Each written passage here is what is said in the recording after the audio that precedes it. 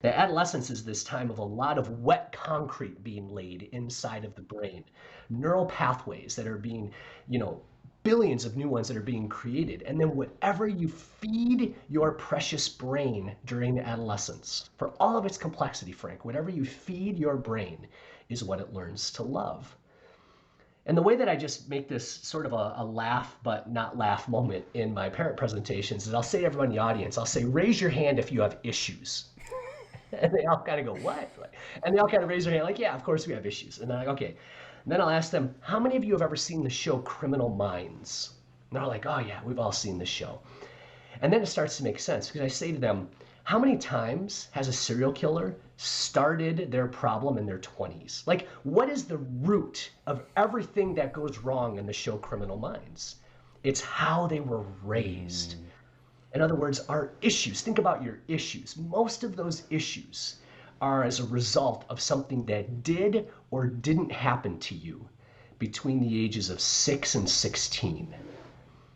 Now, is it that every single person who has some trauma or abuse or some neglect that occurs in their life during those very formative years, does that always mean that their trajectory is set? No.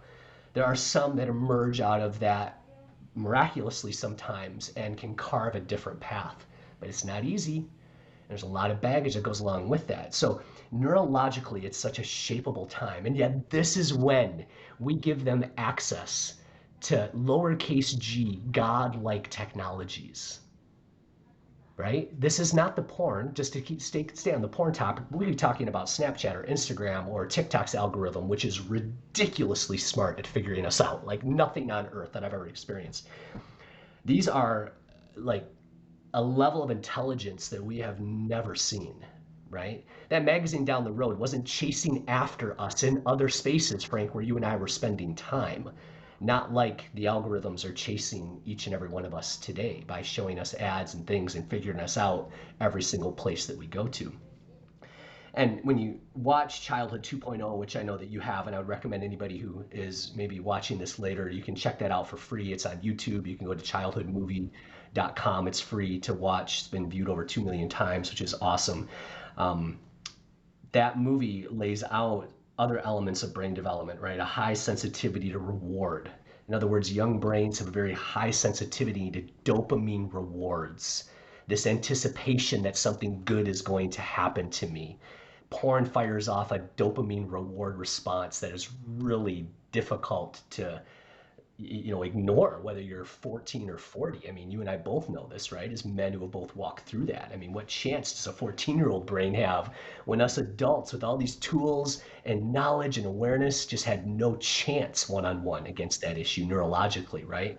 So that high reward sensitivity, that high social sensitivity, whereas they're wanting to belong, to find a tribe. This is where you see features that maybe exist like a like or a comment or other features in social media can cause a vulnerability. Not all kids, but in some kids, that's a real vulnerability, this need to belong. And so it's understanding these aspects, not so that we can condemn, but so that we can understand. Because, Frank, when I see a kid who is hopelessly addicted to a video game, that's not their fault. When I see a kid who is stuck in pornography, the first thing I say to myself is that's not all their fault.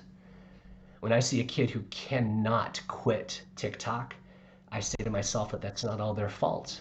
To me, that is a perfectly predictable response to a perfectly tuned machine.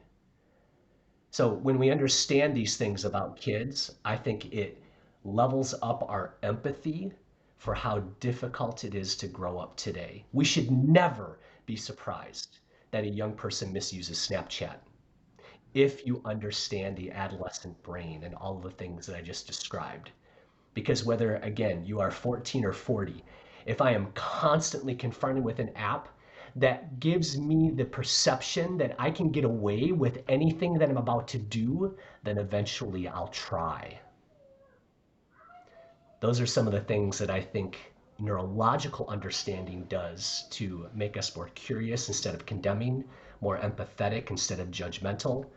When we understand those things, and we understand technologies, then we kind of go, you know what? That behavior makes a lot more sense. And I want to learn more about you, how you're feeling, what's going on, so that I can help you, not so that I can condemn you.